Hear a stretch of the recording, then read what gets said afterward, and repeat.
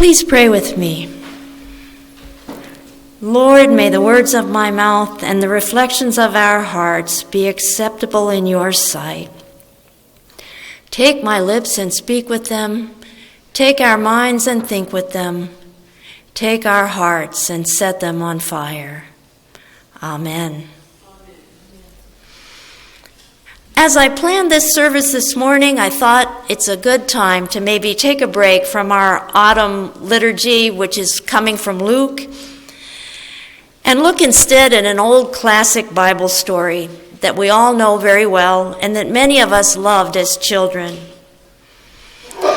Jonah is one of those persons that we met early. Many of us just loved that story about him being swallowed by the giant fish. And I was surprised when I started looking into Jonah's story that there is really a fair amount of controversy about the book of Jonah. I really didn't know this, but there are many biblical scholars who don't believe that Jonah belongs in the scriptures at all. There are a couple of commentaries out there that feel that Jonah's story doesn't offer anything unique. And it also seems that a fair number of professors like to spend a lot of time arguing about whether Jonah was an actual historical person or whether this book is more of a parody. But personally, I think Jonah's book does belong. It gives us a message about ourselves, a message that we can take and use every day. Now, Jonah is a short book. It's only 4 short chapters. And it tells the story of a man who worked as a prophet during the reign of King Jeroboam II, who was king of Israel from 793 to 753 BCE. So that's 800 or so years before Jesus was born. Jonah's story actually appears in several religious texts. We know it's part of the Old Testament, but it's also present in Jewish literature and also in Muslim scriptures.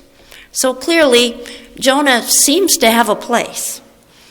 And one of the major controversies that Jonah's story offers us is this question about whether he was swallowed by a whale or a giant fish. In the King James Version of the Bible, Jesus refers to the creature as a whale, and several other biblical translations do the same. The earliest Hebrew scrolls use the term that's translated giant fish.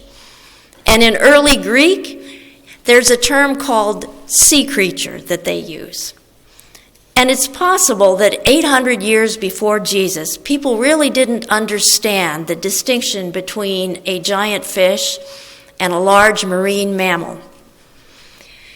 Now, the reason that I'm covering that controversy first is because that's really not that important to Jonah's story. We can take that out and just kind of set it in the corner for the rest of today. We remember that Jonah was swallowed whole, that he spent 3 days immersed in the caustic gastric juices of this sea creature, that there was no oxygen available. And then Jonah was spit back out with no injury or adverse consequences. You see, it doesn't matter whether the creature was a fish or a whale or something else. Jonah's survival for 3 days in the stomach of a marine animal would have been a miracle. Any way you slice it, it would have been a miracle. The important part of this story isn't the creature, it's Jonah's character that tells us 5 basic truths that we can take home and use in our faith and in our lives.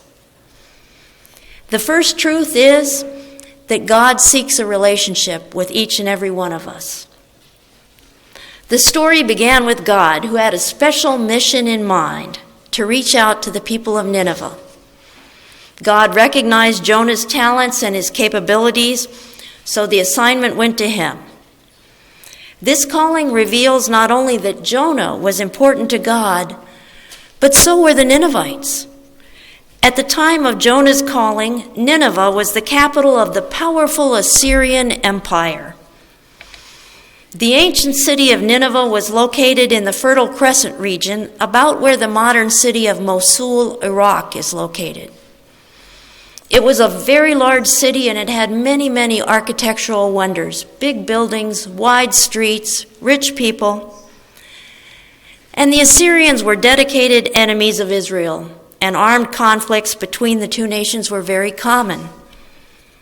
The Assyrians were noted to be vicious fighters who tortured and sacrificed prisoners as well as civilians.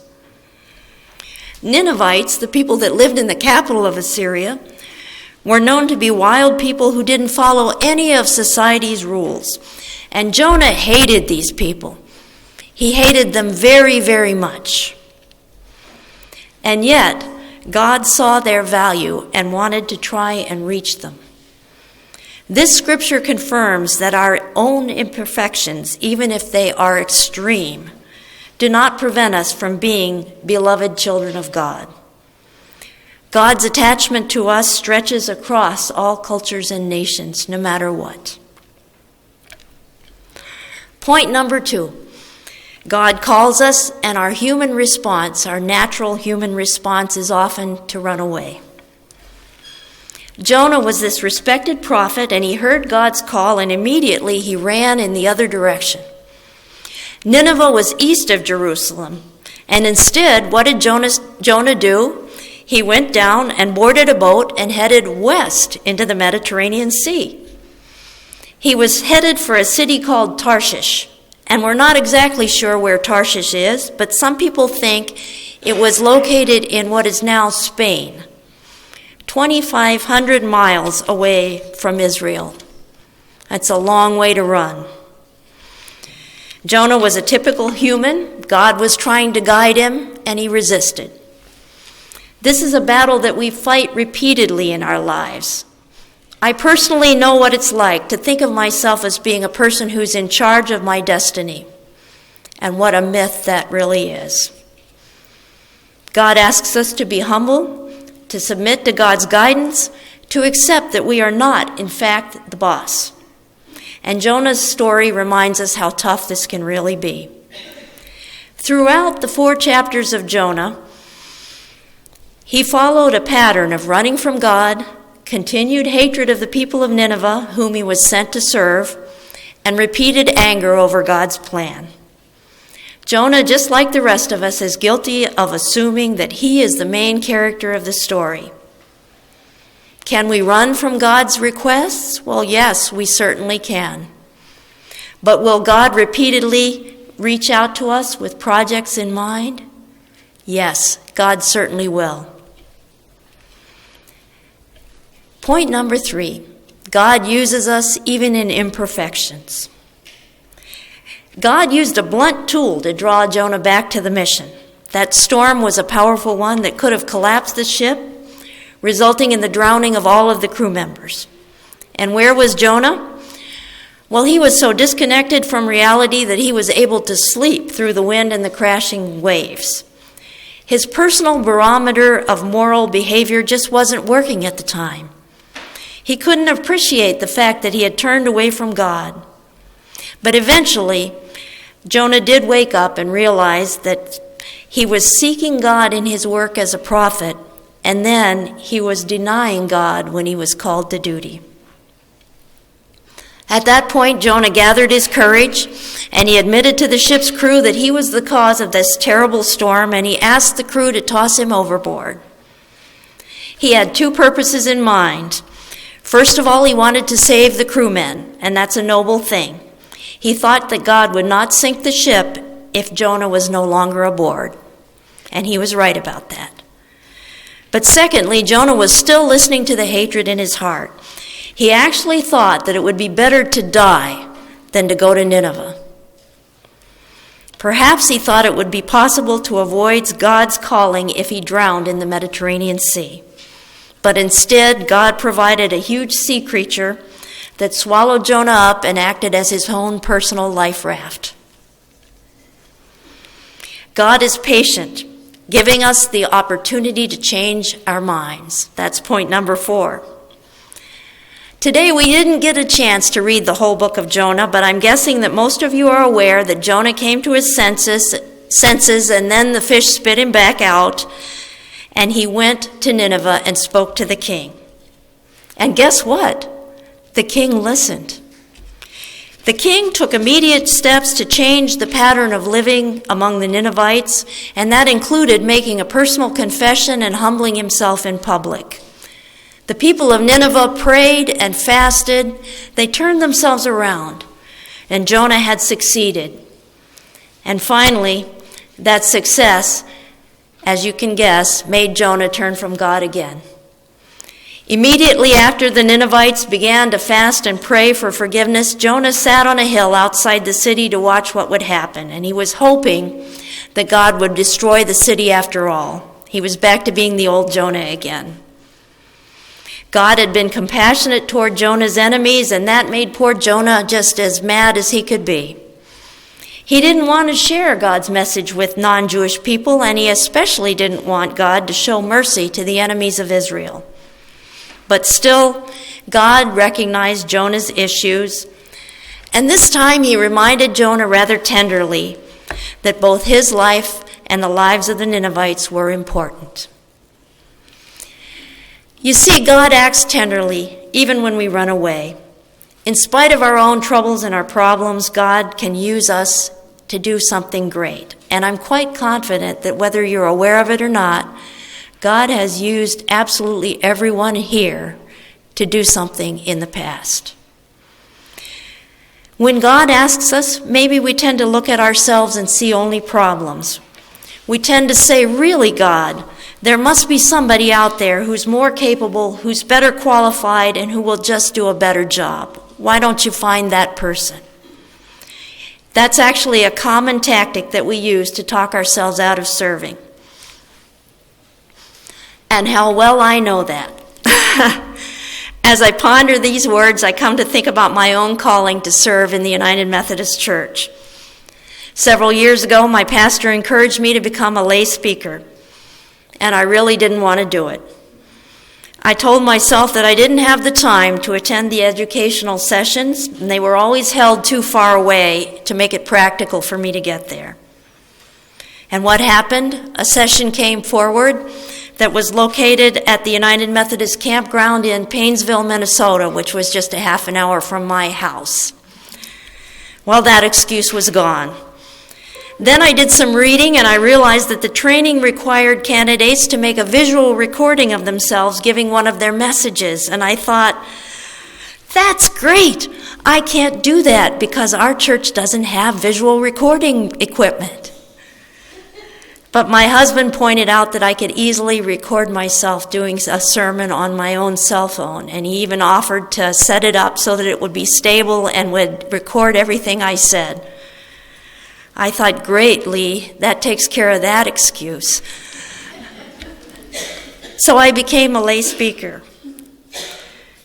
And then when I was asked to become a certified lay minister, I did the same thing again. I started some reading about the requirements about certified lay ministry.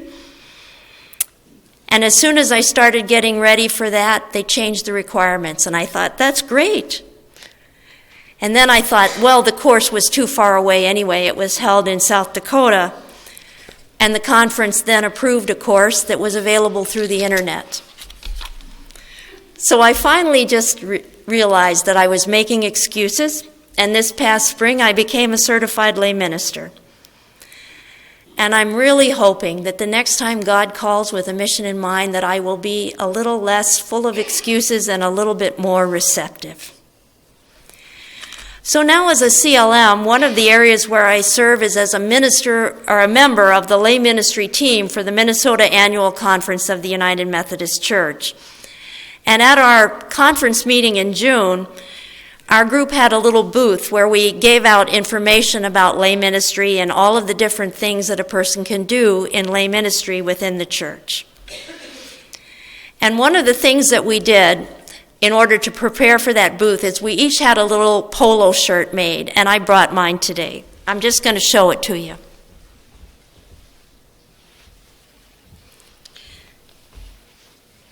This is the back of our polo shirts, and it says, God does not qualify the called, God does not call the qualified.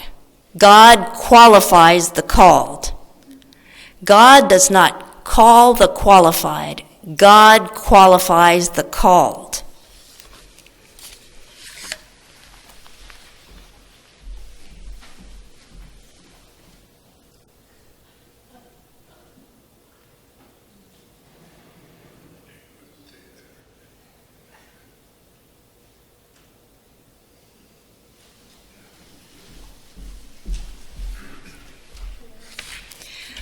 God qualifies the called.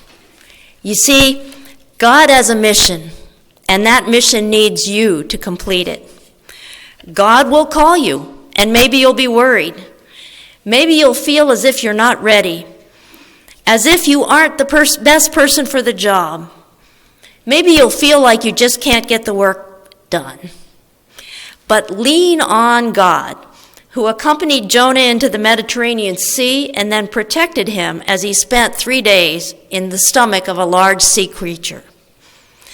And then God traveled with him for 3 more days to reach Nineveh. Lean on God, who equipped Jonah with just the right words to speak to the king of the Assyrians, and then that same God who forgave Jonah when his sense of hate and anger surfaced for a second time. You see, we're often just like Jonah, self-centered, bearing grudges, unable to see any value in our opponents. But like Jonah, we're called with a purpose in mind, and God will give us the necessary skills to complete that mission that God chooses for us. God will qualify the called. Like Jonah, we can run from God, but God will continue to reach out for us. You see, God uses each one of us in spite of our uncooperative tendencies. God equips us, God calls us, and God accompanies us.